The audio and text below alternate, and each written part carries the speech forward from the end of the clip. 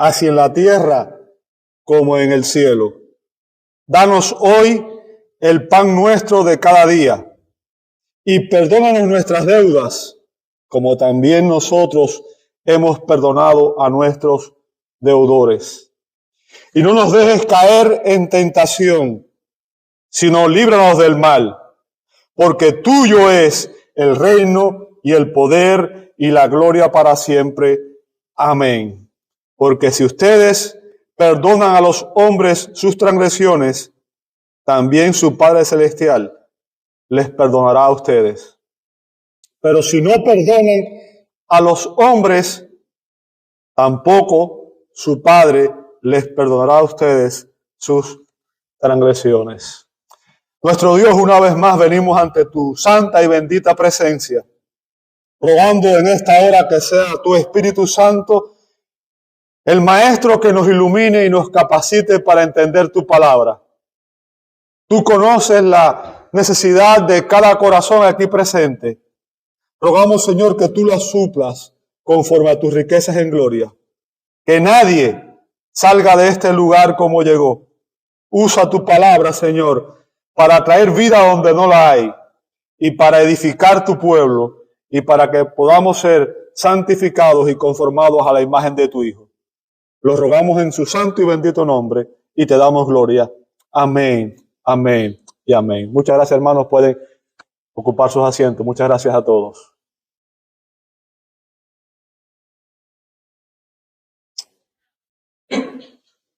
Recordemos que Jesús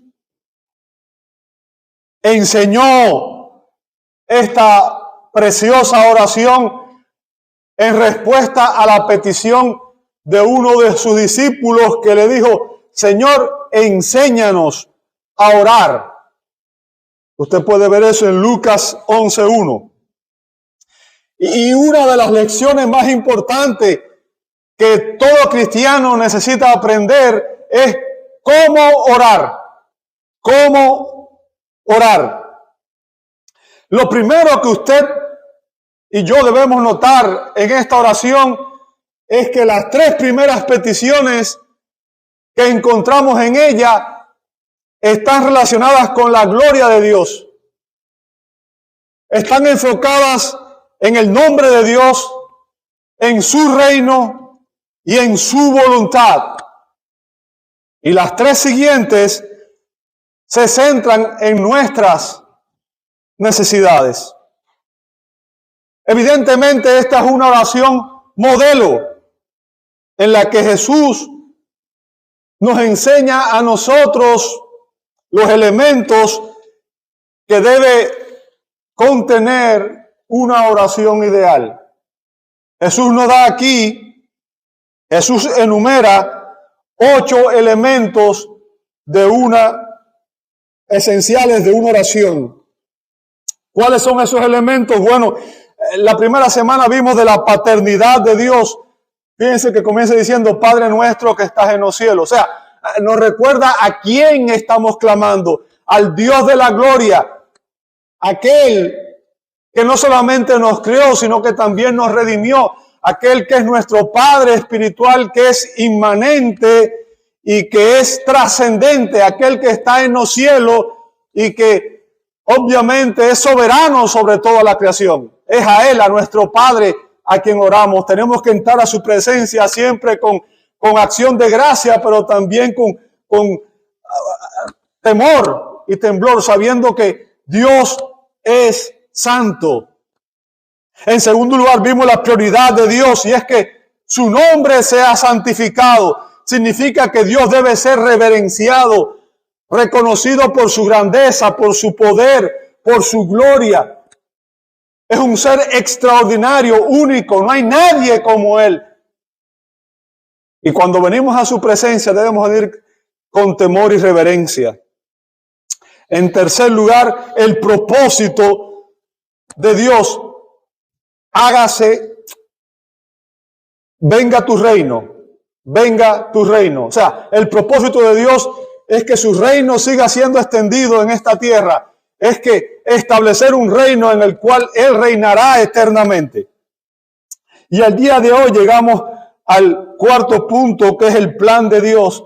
El plan de Dios, en la segunda parte del verso 10, dice la Escritura: hágase tu voluntad, así en la tierra como en el cielo. Esta es la tercera petición en esta oración. La tercera petición. Y es resultado lógico de la segunda, la que vimos la semana pasada, ¿verdad? Venga tu reino. ¿Por qué? Porque cuando el reino de Dios llega al alma de una persona, ésta necesariamente se va a someter a las leyes y a las ordenanzas del rey. Se va a sujetar a la soberanía de Dios y hará su voluntad. Déjeme decirle, la evidencia de que usted y yo estamos en Cristo es que somos obedientes a su palabra. Nuestra obediencia personal da testimonio de que el reino de los cielos realmente ha llegado a nosotros. Y ese es el plan de Dios. Ese es el plan de Dios para nosotros, para su pueblo. Déjeme decirle, Dios puede, si Él lo desea, quebrantar y someter la voluntad de toda persona, por muy rebelde que sea. Él lo hizo, por ejemplo, con Nabucodonosor. ¿Ok? Sin embargo, ahora, en su gracia, Dios no lo hace por coacción. O sea, Dios no fuerza a nadie, sino que lo hace mediante atracción. Dios atrae a las personas a Él. Como vemos que dijo Jesús en Juan 6:44, Jesús dijo lo siguiente: nadie puede venir a mí si no lo trae el Padre que me envió. O sea, Dios está trayendo personas del mundo para que vayamos a Cristo, y es en Cristo que encontramos el perdón de nuestros pecados, que somos reconciliados con el Padre y que somos adoptados en la familia de Dios. Dios, por su gracia, hoy está llamando a personas pecadoras y rebeldes, las está regenerando, les está dando una nueva vida y les está dando, obviamente, la oportunidad de formar parte de su reino y de caminar con Él. Y con la justificación comienza un proceso en el cual Dios está santificando a los creyentes, nos está conformando a su voluntad. Todo aquel que Dios justifica, todo aquel que es salvo, todo aquel que viene a los pies de Jesús, no solamente será justificado y perdonado, sino que también será santificado. ¿Por qué? Porque un aspecto central de la voluntad de Dios es que su pueblo sea fiel y obediente. La obediencia en el reino de Dios es la respuesta voluntaria y gozosa a la voluntad y a los mandamientos de Dios. Por tanto, cuando hablamos de un creyente, no hablamos de alguien que simplemente sigue normas externas. Estamos hablando de alguien que en su corazón reconoce la soberanía de Dios y que ha rendido su corazón y su voluntad a Cristo. Por eso Jesús dijo: si alguno quiere seguir en pos de mí, niéguese a sí mismo. O sea, tenemos que rendir nuestra propia voluntad, nuestras prioridades, nuestras pasiones a la voluntad de Dios. Y eso es lo que se considera una evidencia de una fe genuina. Es el resultado de la obra de la gracia de Dios en la vida de los pecadores rebeldes. Ahora, algo que debemos entender y que tristemente muchas veces no hemos entendido, es que cuando usted y yo oramos, usted y yo no oramos para intentar cambiar la voluntad de Dios. Y eso es lo que hacemos muchas veces, ¿cierto? Señor, yo quiero esto. De hecho, yo conozco, he oído incluso a predicadores diciendo que Dios no puede hacer nada si uno no se lo ordena o uno no se lo pide. Obviamente el que dice esa estupidez no sabe quién es Dios y nunca ha leído la Biblia, ¿verdad? Porque Dios es soberano. A Dios nadie puede forzarlo, a Dios nadie puede obligarlo. Y usted y yo no podemos cambiar la voluntad de Dios, sino que usted y yo oramos para que podamos entender y someternos a la voluntad de Él. Bien. Y esta es una petición. Fíjense, hágase tu voluntad. ¿La voluntad de quién?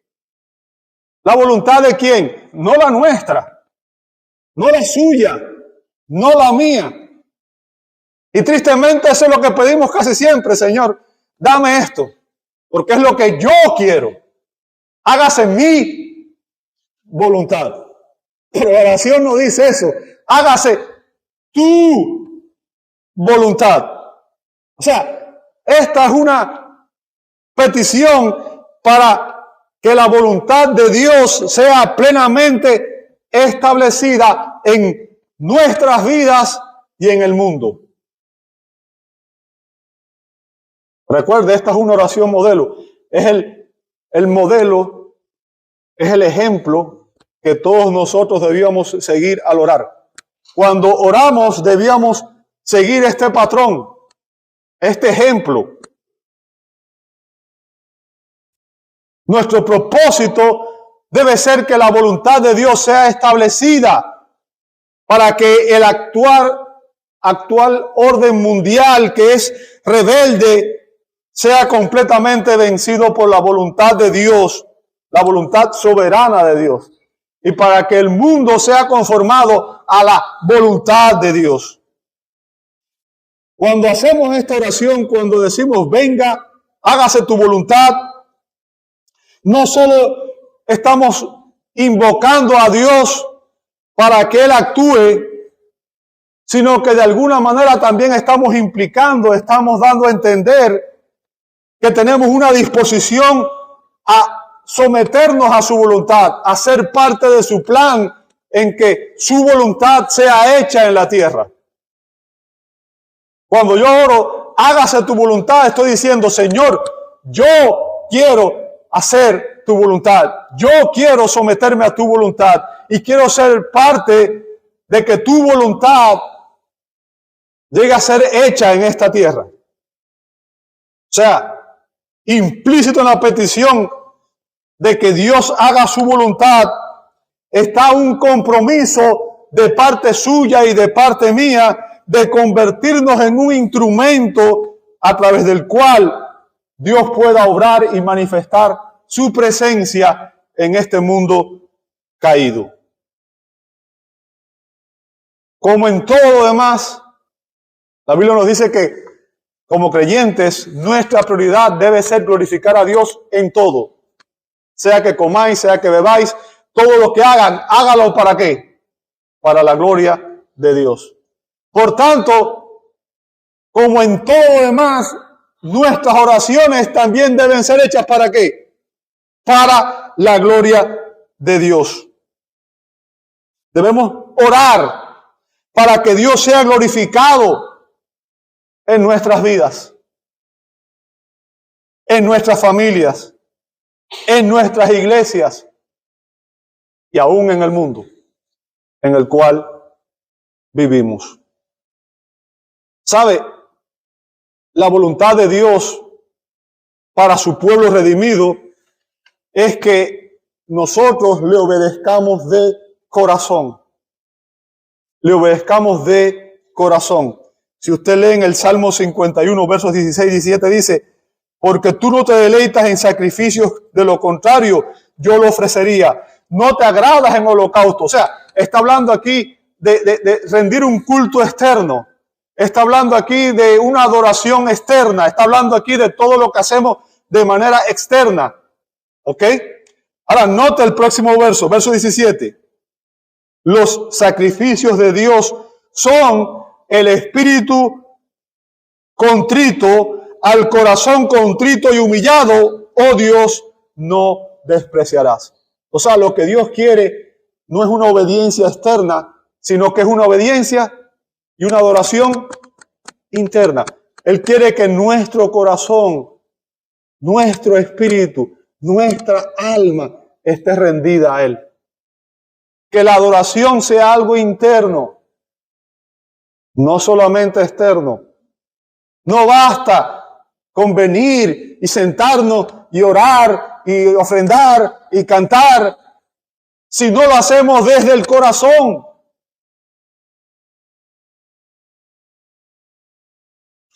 Ahora, hágase tu voluntad. Y bueno, obviamente la pregunta que quizás muchos se pueden hacer es, ¿acaso no siempre se cumple la voluntad de Dios? ¿Acaso no siempre se cumple la voluntad de Dios? Déjeme decirle algo. En el sentido más estricto, la voluntad de Dios siempre se cumple. En el sentido más estricto, la voluntad de Dios siempre se cumple. ¿Por qué razón? Porque ni las voluntades humanas ni las voluntades demoníacas pueden impedirla. ¿Y a qué me refiero? Bueno, Dios es soberano. Nadie puede hacer nada que sea contrario a lo que Dios determina. Dios siempre cumple sus designios. Dios controla aún al diablo. No sé si fue, no recuerdo si fue Calvino o fue Spurgeon quien dijo que el diablo es el diablo de Dios. ¿Ok? Y lo vemos, por ejemplo, en el libro de Job. El diablo no pudo tocar a Job hasta que Dios no le permitió hacerlo. En otras palabras, su vida y mi vida no está en manos del diablo, no está en manos de nadie más que no sea la de Dios. Dios está en control de todo. Usted respira el aire de Dios. Y todo lo que usted tiene, la vida que usted tiene, cada día de vida que usted recibe es un don de Dios para usted. ¿Okay? Nuestras vidas están en manos de Dios. Dios es soberano, Dios está en control de todo lo que sucede. Y Dios usa incluso las acciones pecaminosas de los hombres. Y es lo que quiero que usted entienda. Dios usa incluso a los rebeldes. Dios usa incluso a Satanás para cumplir sus propósitos. Por ejemplo, en Génesis 50:20, José está hablando aquí y está dándonos una enseñanza tremenda. Dice Génesis 50:20, le dice José a sus hermanos: ustedes pensaron en hacerme mal. Recuerde, José fue traicionado por sus hermanos, fue vendido como esclavo. Primero quisieron asesinarlo y después decidieron venderlo. ¿Ok? Y la idea de ellos era deshacerse de José, era aniquilar a José, era destruir a José porque lo odiaban, lo envidiaban. Ahora, note la teología de José. ¿Ok? José le dice a sus hermanos: ustedes pensaron hacerme mal, pero Dios lo cambió en bien para que sucediera cuanto vemos hoy y se preservara la vida de mucha gente. O sea, ustedes tuvieron una intención mala, pero Dios usó su intención mala con un propósito bueno. Gracias a lo que ustedes hicieron, Dios me trajo acá. Y gracias a lo que ustedes hicieron, Dios preservó a su familia y Dios preservó la nación de Israel. O sea, Dios usa incluso a los rebeldes pecadores y Dios usa al demonio para cumplir sus propósitos. La Biblia nos dice que el propósito de Dios siempre se cumple aún ante la rebelión de los hombres. Por ejemplo, Dios usó a incrédulos rebeldes para cumplir su propósito. Dice Hechos capítulo 4, versos 27 al 28. Hechos 4, 27 al 28. Y estoy hablando obviamente de cómo la voluntad de Dios siempre se cumple. ¿Ok? La voluntad de Dios siempre se cumple. Dice Hechos 4, 27. Porque en verdad en esta ciudad se unieron tanto Herodes como Poncio Pilato, junto con los gentiles y los del pueblo de Israel, contra tu santo siervo Jesús, a quien tú ungiste. Note el verso 28. Escucha estas palabras con detenimiento y presta atención y se dará cuenta de la belleza. Para hacer, note lo que hicieron estas personas, para hacer cuanto tu mano y tu propósito habían predestinado que sucediera. ¿Se da cuenta? Nada en el universo ocurre si no es la voluntad de Dios. Nada bueno puede existir si Dios no lo ha querido. Y nada malo puede existir si Dios no lo ha permitido. Porque Él es soberano sobre todo. Y esto es indiscutible, hermanos. Esto es indiscutible. Cuando hablamos de la voluntad de Dios, los teólogos la analizan desde dos perspectivas distintas. Y esto nos va a traer un poco de claridad al estudiar este asunto. Esto es importante. Los teólogos la analizan desde el punto de vista de su voluntad de decreto y su voluntad de precepto. Y yo sé que quizás, como sé el lenguaje técnico, muchas personas no entendieron a lo que me refiero, ¿cierto?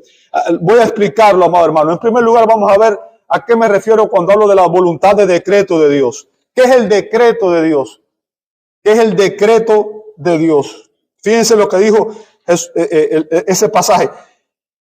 Los pecadores hicieron cuanto su mano y su propósito habían predestinado para que sucediera. ¿Ok? O sea, la voluntad de decreto es el propósito eterno e inmutable respecto a todo lo creado. El propósito que Dios ha establecido respecto a todo lo creado para que lleven a cabo mediante ciertos medios todo lo que Él quiera hasta que se cumpla el fin que Él les ha designado. ¿Ok? Su voluntad de decreto rige sus designios ocultos, tanto en la providencia como en la gracia. Y la voluntad de decreto para nosotros es desconocida. Dios en su soberanía decretó todo aquello que se propone tanto efectuar como permitir. Todo lo que sucede está dentro del decreto de Dios, dentro del plan de Dios, dentro del propósito de Dios. Y el decreto de Dios es inmutable y siempre se cumple. Dios había decretado que su hijo iba a morir, porque Él debía morir para ser el medio por el cual se perdonarían nuestros pecados. Y Dios usó a pecadores rebeldes como Poncio Pilatos, como Herodes, como a los judíos. Al final de cuentas, quien decidió que Cristo muriera en esa cruz, ¿quién fue? Fue Dios. Él usó la rebelión y el pecado de los hombres para cumplir su propósito.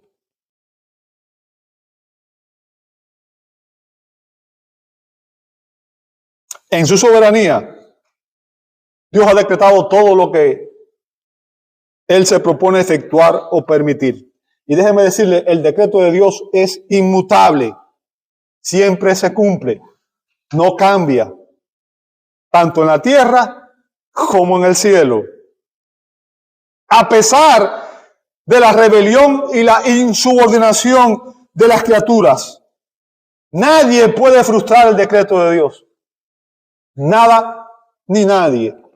Dios declaró en Isaías 46:10, mi propósito será establecido y todo lo que quiero realizaré.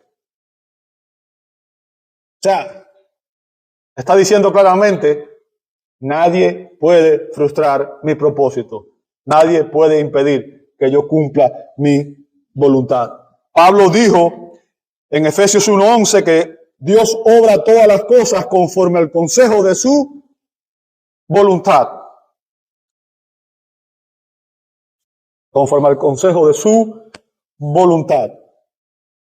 Ahora, la voluntad de decreto es desconocida para usted y para mí. No sabemos el día que el Señor vendrá. No sabemos el día que vamos a morir. O sea, son cosas que Dios ha determinado en su sola soberanía, en su sola voluntad. No la conocemos. En cambio, la voluntad de precepto es la voluntad revelada de Dios a través de su palabra, donde Dios nos da a conocer aquello que le agrada, aquello que Él espera de usted y de mí. Las Escrituras, la Biblia es la palabra de Dios. Son nuestra norma de fe y conducta, o de fe y práctica. A través de ella o mediante ella debemos regir nuestros pensamientos, nuestras acciones y nuestras decisiones. Ahora, permítame hacerle otra pregunta. ¿Obedecemos usted y yo todo lo que la Escritura enseña? No, ¿cierto? No. La respuesta es no.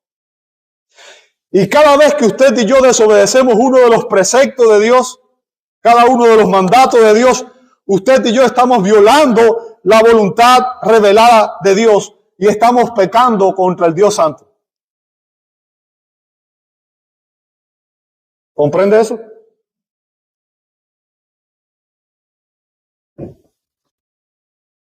Ningún hombre, ninguna persona cumple a la perfección la voluntad revelada de Dios. Ahora, el texto que estamos examinando en la mañana de hoy es una oración para que la voluntad de Dios, nosotros nos sometamos a la voluntad de Dios y alcancemos la plena conformidad con la voluntad de Dios revelada. Ahora, sabemos que eso solamente va a ocurrir en la glorificación. Pero Dios está obrando en usted y en mí para conformarnos a la voluntad de Dios. Dios nos está moldeando cada día más para hacernos más semejantes a Cristo y menos como nosotros. Por tanto, al estudiar este texto, y apenas voy a empezar a predicar ahora, vamos a analizar dos cosas: la petición y la pertinencia. Esta fue la introducción del sermón, así que la petición y la pertinencia. Vamos a ver en primer lugar, ¿cuál es la petición? Hágase, ¿quién? Tu voluntad. Hágase tu voluntad. O sea, note, cuando usted y yo oramos de esta manera, le pedimos a Dios que Él, escuche bien, que Él haga lo necesario para que su voluntad prevalezca en nuestras vidas.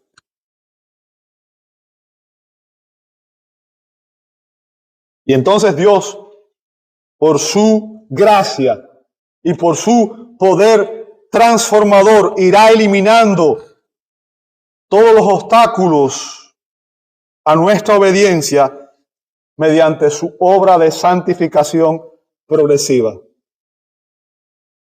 Vuelvo y repito, el plan de Dios, Dios está santificándonos y está conformándonos a su perfecta voluntad. Ese es el plan de Dios para su vida y para mi vida. El plan de Dios es que usted y yo seamos como Cristo. Ese es el plan de Dios. ¿Usted quiere saber qué es lo que Dios quiere de usted? Dios quiere que usted sea como Cristo.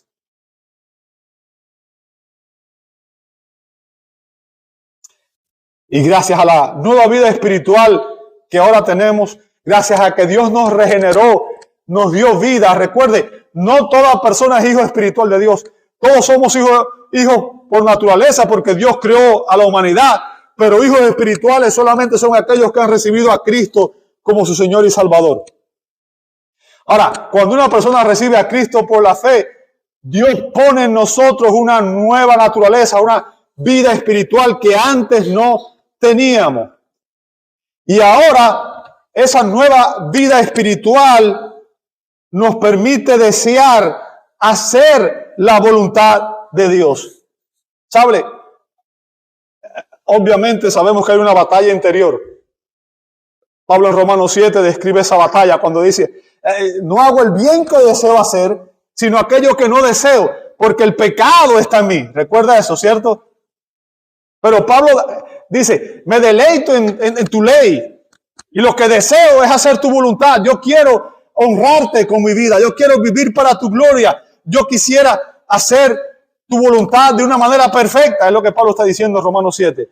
Pero miserable de mí, ¿quién me va a librar de este cuerpo de muerte? Porque reconozco que en mí hay pecado y es una batalla interna en la cual muchas veces no hago lo que deseo, el bien que deseo, sino que el pecado aún me controla en ciertas ocasiones. ¿Ok? Ahora, muchas veces leemos Romanos 7 y se nos olvida que Romanos 7 es precedido por Romanos 8. En esta batalla usted y yo no la podemos ganar en nuestra propia fuerza. Porque usted y yo nunca tendremos victoria sobre el pecado por nuestra propia fuerza. Tenemos la ayuda de alguien. Es la ayuda del Espíritu Santo. Es la ayuda de Dios mismo. No hay condenación para los que están en Cristo Jesús. ¿Ok? Y el Espíritu es el que nos ayuda en nuestra debilidad. Es el que nos ayuda a pedir. Es el que nos capacita para poder obedecer la palabra de Dios. Entonces, el propósito de Dios es que nosotros obedezcamos su voluntad. ¿Y dónde encontramos su voluntad? ¿Dónde nosotros podemos saber cuál es la voluntad de Dios? ¿Sabe? No es en lo que me contó mi abuelita, ni es en lo que a mí me viene a la mente, ni es en lo que yo... La voluntad revelada de Dios está en ¿dónde? En su palabra, en la Escritura. ¿Cómo puede un cristiano entonces conocer la voluntad de Dios para su vida? ¿Cómo puedo yo conocer la voluntad de Dios para mi vida? ¿Sabe? Mucha gente se pregunta eso. ¿Cómo puedo conocer la voluntad de Dios para mi vida? Podemos conocer la voluntad de Dios al estudiar su palabra, la palabra de Dios, el mensaje de Dios para usted y para mí, el mensaje de Dios para el mundo. Y al permitir que el Espíritu Santo ilumine sus páginas con su luz divina. O sea, a la hora de estudiar la Escritura necesitamos el auxilio del Espíritu Santo, porque el hombre natural no entiende las cosas del Espíritu, porque se han de discernir espiritualmente, pero obviamente también tenemos que tener toda la intención del mundo de venir a la Escritura y entender y aprender lo que Dios revela en su palabra. Así que lo primero que usted y yo necesitamos entender es que para hacer la voluntad de Dios necesitamos conocer la palabra de Dios. Usted nunca va a conocer la voluntad de Dios de otra manera. Es en la palabra de Dios que Él ha revelado cuál es su voluntad para nosotros. Así que cuando oramos, sinceramente, hágase tu voluntad. Cuando usted y yo oramos de esa manera, hágase tu voluntad. Debe existir un compromiso de su parte y de mi parte de aprender todo lo que podamos acerca de lo que Dios nos ha revelado en la Escritura. ¿Por qué? Yo quiero conocer su voluntad. ¿Dónde la voy a encontrar? En la Escritura. En la Escritura. Y esto requiere un compromiso de estudio continuo y profundo de la Biblia. La razón por la que el pueblo de Dios está en la condición que está el día de hoy es porque hay una ignorancia bíblica general, tristemente. Cuando usted mira hacia atrás, si usted ve, por ejemplo, el tiempo de los puritanos, ¿sabe? Las personas vivían la Biblia. Su pasión era toda la vida para la gloria de Dios. Y estudiaban la Biblia en los hogares, las familias, los padres se enseñaban a los hijos. Y iban al campo y estaban repitiendo Biblia. Y venían y memorizaban los textos bíblicos.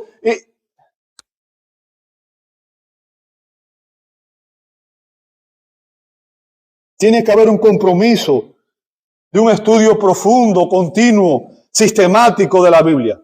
Porque es el único modo en el cual usted y yo vamos a conocer la voluntad de Dios mediante su palabra, donde Él la ha revelado. La Biblia es la palabra de Dios inspirada, inerrante y suficiente. Lamentablemente muchos creyentes no dedican suficiente tiempo del día a profundizar en el estudio de la Escritura. Y por eso son como niños espirituales, ¿verdad? Movidos para allá por todo viento de doctrina. Alguien dice un disparate y ¡amén! ¡Gloria a Dios! No saben de lo que están diciendo. Así que ahora sinceramente hágase tu voluntad. Es comprometerse a conocer la voluntad de Dios. Es un compromiso a conocer la voluntad de Dios, tal y como Él nos las ha revelado en su palabra. Pero no solamente es un compromiso a conocerla, sino también es un compromiso a ¿qué? A obedecerla. A obedecerla. Para que usted y yo podamos decir como el salmista, ¿verdad? Salmo 48, dijo el salmista, me deleito en hacer ¿qué cosa? Note, me deleito, me gozo, es mi regocijo, es lo que más alegría me da. Me deleito en hacer tu voluntad. Ahora, Dios mío, note a continuación lo que él dice. Tu ley está ¿dónde? En medio de mi corazón. O sea, el salmista podía deleitarse porque la ley de Dios estaba ¿dónde? En su corazón. Era su anhelo, era su vida, era su pasión. Déjeme explicarle algo. A veces nos preguntamos por qué tantas oraciones no reciben respuesta o no la respuesta que esperamos. Porque como cristianos, usted y yo solamente debemos orar por aquello que es la voluntad de Dios para nuestra vida. ¿Me escuchó? Como cristianos, usted y yo solamente podemos orar correctamente cuando pedimos aquello que es la voluntad de Dios para nosotros. Se lo voy a decir de otra manera. Si usted está orando porque quiere divorciarse de su cónyuge, porque encontró a alguien que es más joven y más bonito, más apuesto, usted no está orando según la voluntad de Dios. ¿Ok? Si usted está orando para que Dios bendiga una relación de noviazgo con un incrédulo, usted no está orando según la voluntad de Dios.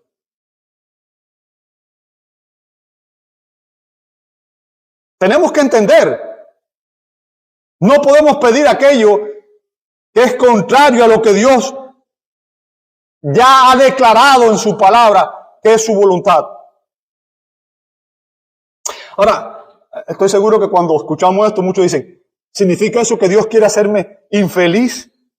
Que Dios no quiere que yo sea feliz, ¿verdad? Que Dios es un aguafiesta, que lo que quiere es que yo esté triste y sufriendo. Y la respuesta es no. La respuesta es no. Porque, escucha bien, la rebelión contra la voluntad de Dios nunca conduce a la felicidad. Escucha bien eso. La respuesta es esa. Cuando usted y yo nos rebelamos a la voluntad de Dios, eso no nos conduce a la felicidad, sino a la miseria. La razón por la que este mundo está en las condiciones que está, la razón por la cual hay tanto dolor, tanto sufrimiento en este mundo, es precisamente porque el hombre se rebeló contra Dios y quiso hacer su propia voluntad. En la Biblia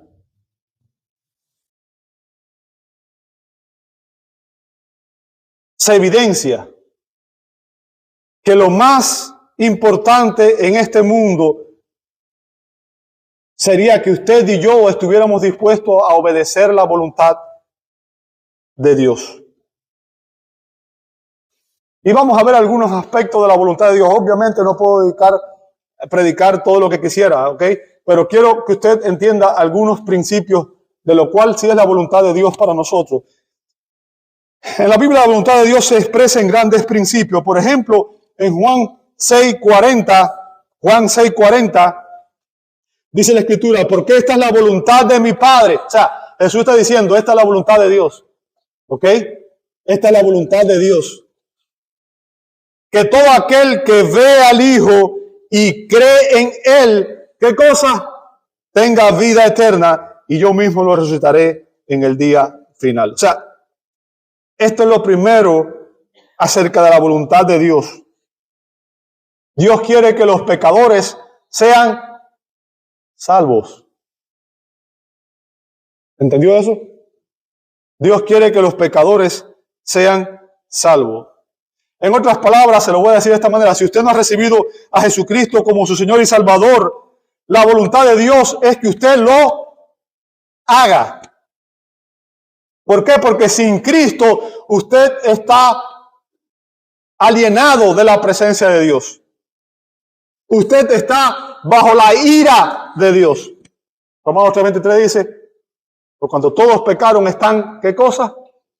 Destituidos de la presencia de Dios. Salmo 7:11 dice, Dios es juez justo y Dios está airado con el impío todos los días.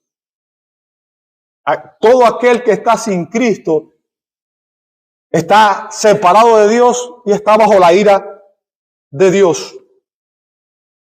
Si usted nunca ha rendido su corazón a Cristo, si usted nunca ha recibido a Jesucristo como el Señor y Salvador de su vida, no puede esperar conocer absolutamente nada más sobre la voluntad de Dios. Esta es la palabra de fe que predicamos.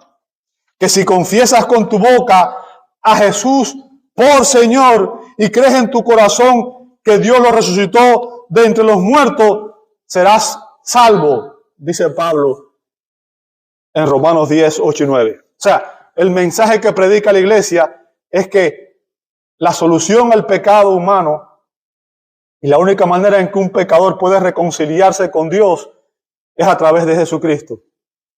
A menos que una persona entienda que es un pecador perdido sin Cristo y que se arrepienta de sus pecados y reciba a Cristo por la fe, nunca podrá tener salvación y vida eterna. Para hacer la voluntad de Dios, tenemos que estar en Cristo. Tenemos que haber recibido a Cristo como nuestro Señor y Salvador. Y Dios no te guiará a ningún otro aspecto de su voluntad hasta que usted haya recibido a Cristo como el Señor y Salvador. Porque sin Cristo no hay comunión con Dios, no hay el perdón de Dios, no hay promesa de vida eterna, no hay nada. Entonces, el primer aspecto de su voluntad para todo aquel que está sin Cristo es que se arrepiente de sus pecados y reciba a Cristo por la fe. ¿Ok?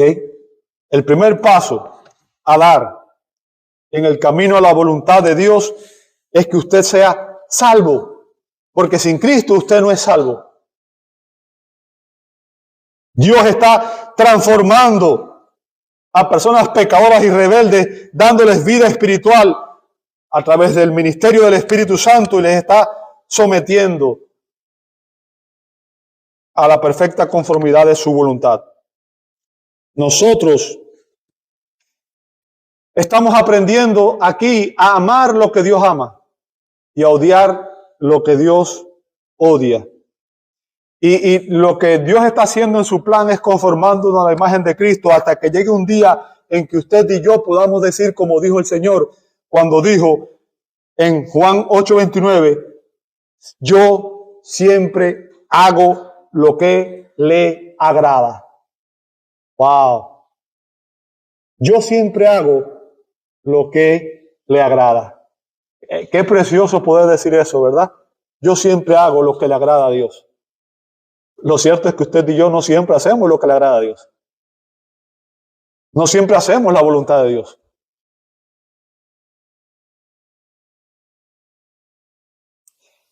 Consideremos otro pasaje que habla de la voluntad de Dios. Primera Tesalonicenses 4:3. Escuche esto. Si usted está en Cristo, esta es la voluntad de Dios para su vida y para mi vida. Bien. Primera Tesalonicenses 4:3 dice, porque esta es la voluntad de Dios. ¿Qué cosa? Su santificación, es decir, que se abstengan de inmoralidad sexual. Entonces, ¿cuál es la voluntad de Dios para su vida? Que usted sea, ¿qué cosa? Santo. Entienda eso. A Dios no le importa otra cosa que usted sea santo. Porque sin santidad nadie verá a Dios. Y usted puede ser rico, exitoso, famoso en este mundo. Si no es santo, no va a entrar al reino de Dios. Entonces lo que Dios está haciendo es conformándonos cada prueba, cada situación, cada tropiezo. Dios la está usando a los que amamos a Dios. Todas las cosas, aún esas cosas, nos ayudan ¿a qué? A bien. ¿Y cuál es el bien? ¿Cuál es el propósito? ¿Cuál es la voluntad de Dios? Que usted y yo seamos ¿qué cosa? Santos. Seamos santificados. La voluntad de Dios es que todos sus hijos seamos santificados. Dios no va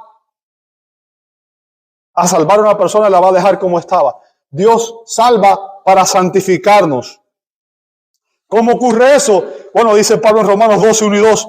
Por tanto, hermanos, les ruego por la misericordia de Dios. O sea, la misericordia de Dios es todo lo que está en Romanos capítulo 1, versos 18 a Romanos capítulo 11. El último verso del capítulo 11. ¿Ok? O sea, todo lo que Dios ha hecho. Dios envió a su Hijo a morir por nosotros cuando éramos pecadores. Dios nos ha justificado. Dios nos está santificando, ¿verdad? Y dice después, les ruego por la misericordia de Dios, ¿qué debemos hacer nosotros? Que presenten sus cuerpos como un sacrificio. Ahora recuerde, está hablando ahí del lenguaje del Antiguo Testamento, los sacrificios. El animal era ofrecido en sacrificio, tenía que morir para que el pecador pudiera vivir. Ahora Dios dice, ofrece tu vida como si fuera un sacrificio. Obviamente Dios no quiere que te entregues tu vida, sino como un sacrificio ¿qué? Vivo. Pero no te lo que dice la atención. Santo. O sea, tu vida debe ser un sacrificio todos los días. Y debe ser, ¿cómo debe ser? Santo. Aceptable a Dios. O sea, si no somos santos, no somos aceptables a Dios. ¿Me entendió? ¿Qué es el qué? Es el culto racional de ustedes. O sea, hoy estamos aquí, esto es un culto. ¿Estamos qué cosa? Adorando a Dios. La razón por la que venimos a reunirnos es para adorar a Dios, es para darle gloria a Dios. Si usted vino a cualquier otra cosa, si usted vino a pasarla bien, a divertirse, a conocer gente chévere, a todo lo demás, está equivocado. La razón por la que estamos aquí es para adorar a aquel que merece toda la gloria, todo el honor, toda la honra. Ahora, lo que Pablo está diciendo aquí, amado hermano, es que si tu vida diaria no es un culto a Dios, si usted no está ofreciéndole a Dios su vida como un sacrificio vivo, santo, agradable a Él, entonces lo demás es hipocresía. Si usted quiere vivir el domingo como creyente y el resto de la semana como incrédulo, usted está aquí en vano. Perdió su tiempo. Porque Dios no acepta esa adoración. Nuestras vidas son una ofrenda a Dios. Usted y yo debemos ser adoradores. Y la adoración es un estilo de vida. Y somos adoradores los 24 horas, los 7 días de la semana. Bien. Verso 2 dice, y no se adapten a este mundo. O sea, no vivan como el mundo, no piensen como el mundo, no sean como el mundo en el cual viven. Sino transfórmense mediante la renovación de ¿qué cosa? De la mente. Ahora, ¿cómo yo renuevo mi mente? ¿Cómo yo renuevo mi mente? A través de la palabra de Dios. Conociendo la palabra de Dios, para poder tener la mente de Cristo. Pero si yo no conozco la palabra, no puedo renovar mi mente. Ahora, note lo que dice Pablo a continuación. Para que verifiquen ¿Cuál es la voluntad de Dios? Lo que es, note estas tres descripciones, ¿verdad? Lo que es bueno y aceptable y perfecto. O sea, lo que Pablo está diciendo aquí, amado hermano, escuche bien lo que voy a decir, porque esto es crítico, importante. Todo aquello que contribuye a nuestro crecimiento espiritual, a la renovación de nuestra mente y a nuestra santificación, forma parte de la voluntad de Dios para su vida y para la mía. Y todo aquello que obstaculiza ese plan, no lo es. Porque el plan de Dios es salvar y santificar a todas las personas que van a entrar a su reino. Y note, podemos deducir por las palabras de Pablo que la voluntad de Dios, fíjense lo que dice Pablo, la voluntad de Dios es buena, aceptable y perfecta. ¿Entendió eso? El punto que encontramos nuestro mayor gozo y nuestra mayor alegría en obedecer la voluntad de Dios. Aquello que no es la voluntad de Dios para nosotros contribuye a los problemas que usted y yo enfrentamos en este mundo. Cuando usted se encapricha en hacer algo que no es la voluntad de Dios, usted está trayendo dolor, sufrimiento, pruebas sobre su propia vida. Y lo triste es que lo hacemos y después pedimos, Señor, ¿por qué? Sácame de esto. No es mi voluntad. Es como el hijo rebelde, que uno le dice, no lo hagas, y después que se da el golpe, entonces no quiere sufrir las consecuencias, ¿cierto? La pregunta que vamos a hacer hoy en esta mañana de aplicación es, ¿qué vamos a escoger? ¿Su voluntad o la nuestra? ¿Su voluntad o la nuestra? Ahora, el plan de Dios es que usted y yo sometamos nuestras voluntades a la suya y que seamos santificados y que seamos cada día más conformados a la imagen de Cristo. Así que hemos examinado la petición y ahora ya voy a concluir con la pertinencia. O sea, para comprender plenamente el significado de esta petición, les recuerdo nuevamente que todos los problemas que hay en este mundo caído, todos los problemas que existen en este mundo caído y todos los problemas que hay en su vida y en mi vida existen porque los pecadores anteponemos nuestra voluntad humana caída, imperfecta, a la perfecta voluntad de Dios. ¿Entiende eso? Si no fuera porque nosotros en nuestra dureza anteponemos nuestra voluntad a la de Dios, no habría tanto pecado, tanto problema en este mundo. Y para comprender la pertinencia de esta petición, debemos examinar cómo se cumple la voluntad de Dios en la tierra y en el cielo. Fíjense que dice, hágase tu voluntad, ¿dónde? ¿Dónde? Así en la tierra. O sea, ya vimos que es evidente que no siempre se hace la voluntad de Dios en la tierra. O sea, no siempre usted y yo hacemos la voluntad de Dios en la tierra. ¿Cierto? Ya llegamos a esa conclusión. La voluntad de Dios siempre se hace, pero usted y yo muchas veces violamos lo que Él nos enseña en su palabra. Sin embargo, en el plan sabio y compasivo de Dios, nuestras oraciones forman una parte esencial del propósito de Dios para que su plan se cumpla en esta tierra. Cuando usted y yo oramos de esta manera, cuando usted y yo pedimos, Señor, hágase tu voluntad así en la tierra, le estamos pidiendo a Dios, amado hermano, que por su gracia Dios nos ayude a vivir. Dios nos ayuda a vivir en una creciente obediencia a su voluntad revelada. Le estamos diciendo, Señor, ayúdame a obedecerte. Yo no puedo por mí mismo. Dependo de ti. Necesito tu gracia, tu poder, el poder de tu espíritu para poder obedecer tu voluntad. Y ese debe ser nuestro mayor deseo. Deberíamos examinar constantemente, con mucho cuidado, las actitudes de nuestro corazón, cada acción nuestra, cada acción cotidiana, de acuerdo a la voluntad revelada de Dios. Pero como dijo un predicador, sin compromiso personal, la oración solo significaría que alguien más haga tu voluntad, o que se haga milagrosamente, o yo tengo otras cosas que hacer. Y muchas veces actuamos de esa manera, ¿cierto? ¿Sabe? Debemos seguir o deberíamos seguir el ejemplo de quién. ¿Quién es nuestro modelo? ¿Cómo nos llamamos nosotros? ¿Somos cristianos?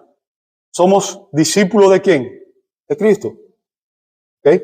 Y deberíamos imitar el ejemplo de Cristo. ¿Recuerda lo que hizo Cristo en Getsemaní? ¿Recuerda lo que hizo Cristo en Getsemaní?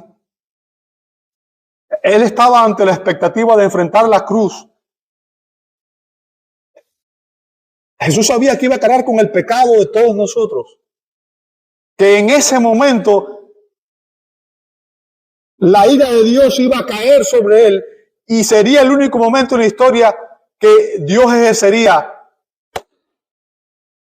juicio sobre aquel que es santo, perfecto, aquel que tenía una comunión perfecta con el Padre por la eternidad. Jesús oró de esta manera: Padre mío, escuche estas palabras, Padre mío, si es posible, que pase de mí esta copa, pero no sea como yo quiero, sino como tú quieras. Mateo 26:39. O sea, aquí vemos cómo Jesús sometió su voluntad humana a la voluntad divina. Recuerde, Jesús era una persona con dos naturalezas, divina y humana. Pero aquí está hablando Jesús en su humanidad y está diciendo: Señor, si hay algún otro medio, alguna otra manera en que se cumpla tu voluntad y que yo no tenga que pasar por esto, pero no sea como yo, sino que él sabía que el plan de Dios, el plan del Padre,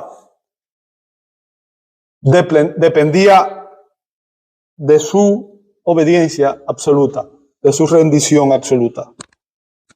Y él estuvo dispuesto a llegar hasta el final. Como amó a los suyos, los amó hasta el final. Ahora, usted y yo a veces podemos decir: hágase tu voluntad, pero podemos decirlo incluso de mala gana o por obligación, ¿verdad? Porque muchas veces lo que queremos es que Dios haga la voluntad mía, no la de Él. Cuando usted y yo hacemos esta oración, le estamos diciendo al Señor: Señor, yo realmente deseo hacer tu voluntad. Guíame, condúceme y ayúdame para lograrlo. Ayúdame a someter mi voluntad a tu perfecta voluntad. Así que hemos examinado la pertinencia de que se haga la voluntad de Dios en la tierra, y finalmente vamos a analizar la voluntad de Dios en el cielo. Fíjense, hágase tu voluntad así en la tierra, ¿como dónde? Como en el cielo. Ahora,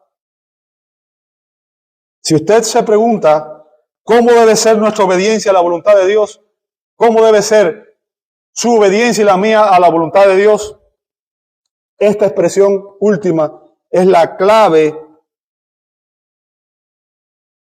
porque en el cielo la voluntad de Dios se cumple sin demora, sin resignación, sin hipocresía y a la perfección y continuamente. ¿Entendió eso? Los creyentes que están en el cielo y los ángeles santos están haciendo en este mismo instante la voluntad de Dios. Con gozo, con plenitud, con perfección. Y lo están haciendo con una alegría y un gozo inefable. O sea, no hay dolor, ni resentimiento, ni duda.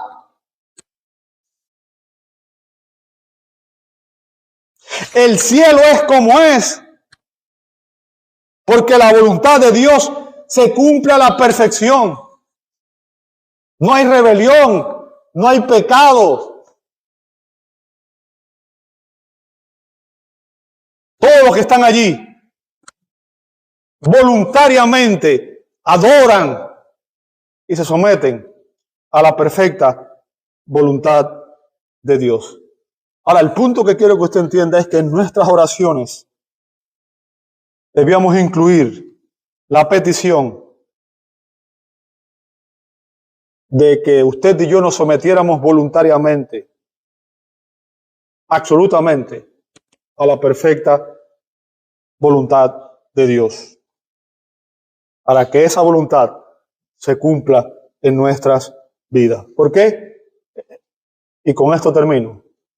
En su voluntad, en la voluntad de Dios, amado hermano, reside nuestra mayor gloria y nuestro mayor gozo y nuestra única esperanza eterna. Te invito a orar. Padre, damos gracias porque tu palabra nos enseña que tu voluntad es perfecta. Todo lo que tú haces, Señor, es santo, es justo, es perfecto. Y Padre, tenemos que reconocer que muchas de las pruebas que hemos padecido, hemos enfrentado en nuestra vida, que muchos de los sufrimientos, del dolor, de las circunstancias difíciles que hemos atravesado, ha sido porque hemos hecho cosas que no han sido parte de tu voluntad para nuestra vida. Que el pecado, Señor, el pecado no trae gozo, no trae alegría.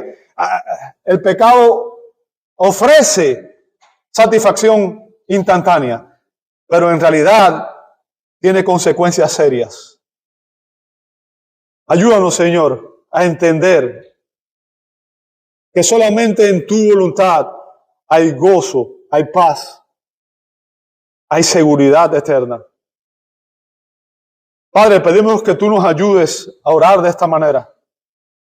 Que entendamos que tu voluntad es que todo aquel que está sin Cristo se arrepiente de sus pecados y reciba a Cristo por la fe. Y que todos los que estamos en Cristo seamos santificados y conformados a la imagen del varón perfecto. Ayúdanos a rendir nuestra voluntad a la tuya en cada área de nuestra vida para que no sigamos pecando contra ti. Continúa santificándonos, Señor. Continuamos moldeando a la imagen del varón perfecto. Porque lo pedimos en su nombre. Amén. Amén. Amén.